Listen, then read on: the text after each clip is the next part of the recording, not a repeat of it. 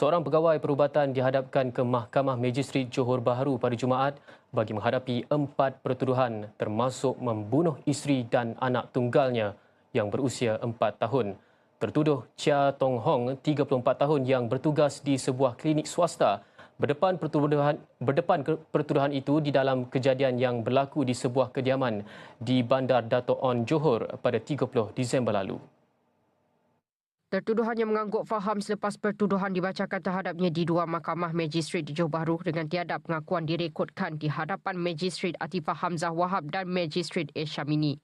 Lelaki terbabit didakwa dengan niat membunuh isterinya Pun Lai Ling 37 tahun dan anak lelakinya Eden Chia Yi Heng 5 tahun sehingga menyebabkan kematian. Perbuatan itu didakwa dilakukan antara pukul 9.50 malam hingga 10.34 malam 30 Disember 2025.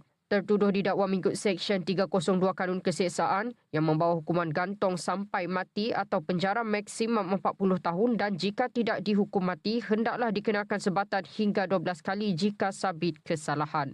Di hadapan Atifah Hamzah, tertuduh mengaku tidak bersalah bagi satu lagi pertuduhan dengan sengaja menghalang tugas polis dalam menjalankan siasatan.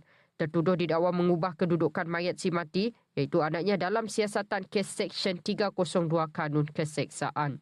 Dia didakwa mengikut Seksyen 186 Kanun Keseksaan yang membawa hukuman penjara maksimum 2 tahun atau dengan denda sehingga RM10,000 atau kedua-duanya jika sabit kesalahan. Sementara itu, tertuduh mengaku tidak bersalah di hadapan Magistrate Nabilah Nizam atas tuduhan melupuskan kuku palsu isterinya itu dengan niat untuk mengelak daripada hukuman undang-undang di lokasi, masa dan hari yang sama. Tertuduh juga didakwa mengikut Seksyen 201 Kanun Keseksaan yang membawa hukuman penjara maksimum 7 tahun dan hendaklah dikenakan denda jika sabit kesalahan. Tiada sebarang jaminan dibenarkan terhadap tertuduh kerana dia menghadapi kes di bawah Seksyen 302 Kanun Keseksaan.